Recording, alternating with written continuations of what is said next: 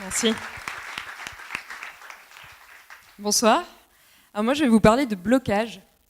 Ces petits blocages inutiles qui ne servent pas à grand-chose, mais avec lesquels on grandit. Et j'ai grandi, moi, dans une famille qui était adorable, qui était hyper généreuse, qui était super ouverte. Et par contre, j'ai eu certains blocages en tant que femme, parce que les garçons avaient toujours la possibilité de faire leurs propositions, d'avoir de l'ambition, de proposer plein de choses. Et quand moi, je prenais la parole, mon grand-père, tout de suite, ça lui hérissait les poils des avant-bras. Puis surtout, il me disait que ses oreilles sifflaient quand je parlais. Moi, je pense entre nous que c'est beaucoup plus ces appareils auditifs qui déconnaient complètement. Et en fait, je suis quelqu'un qui a plein d'énergie, très optimiste. Et puis, je ne savais pas trop comment est-ce que je pouvais rendre service concrètement aux gens dans ma vie. Alors, j'ai fait une école de médecine. Puis après, je suis allée en recherche. J'ai fait des neurosciences dans plein de pays différents et c'était des expériences très enrichissantes. Et je ne sais pas si ça vous arrivait aussi à vous. À chaque fois que je revenais en France, je me disais, c'est fou quand même ce pays. On a énormément de talent, on a beaucoup de qualité, on a des gens qui débordent d'énergie, qui ont envie de changer leur quotidien. Puis il y a aussi plein de gens qui ne savent pas comment faire. Et puis on laisse un peu couler, on a l'impression que ce n'est pas trop notre place. Moi, la première fois que j'ai réussi à franchir la barrière de l'engagement, c'était cette année, quand j'ai fait partie de la promotion pilote Action Talent. On était 24, on venait de partout en France, et on avait 3 points communs. On était optimistes, on avait de l'énergie, mais on ne savait pas comment le faire, on n'avait pas les compétences pour le faire, on n'avait pas les outils pour le faire. Et Action Talent, ça nous a permis d'apprendre en fait, sur nos forces, nos faiblesses. On a eu des coachs.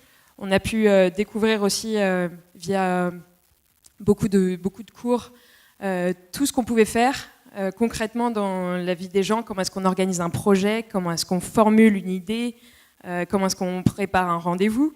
On a été mentorés aussi dans le milieu politique, donc ça nous a aidés à faire grandir un peu notre réseau. Puis en complément d'Action Talent, après, je fais partie de la 2e promo de Civil Impact. Là, j'ai découvert le monde des institutions politiques. Il y a des journalistes qui sont venus nous faire des super cours, des professeurs d'art oratoire. Et puis j'ai adhéré à une 2e communauté du coup, dans Civil Impact de jeunes gens qui sont prêts à tout pour changer leur quotidien autour d'eux. Et du coup, ça fait quelques mois, ça fait 6-8 mois que j'ai franchi le pas.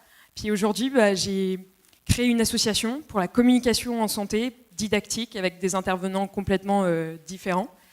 On a envie de transformer le savoir médical en santé pour le rendre accessible au public. J'ai pitché, c'est la 6e fois que je pitch. Je fais des hackathons, j'ai fait plein de choses. Et en fait, tout ça en 6 mois, alors qu'il y a 8 mois, j'étais dans ma bibliothèque ou dans ma chambre à rien faire, à étudier la médecine et à servir à rien, en fait. Et donc, je suis très heureuse aujourd'hui d'avoir pu prendre la parole pour vous montrer que c'est possible de s'engager, même quand on n'a personne autour de soi qui fait de la politique. Et je compte vraiment sur vous pour en faire de même, pour encourager les gens autour de vous à se lancer, à s'engager, à changer le quotidien, votre quotidien, le quotidien des gens autour de vous, parce que vous avez des talents, vous le savez, et il faut le développer, et je vous encourage vraiment à franchir le pas. Merci.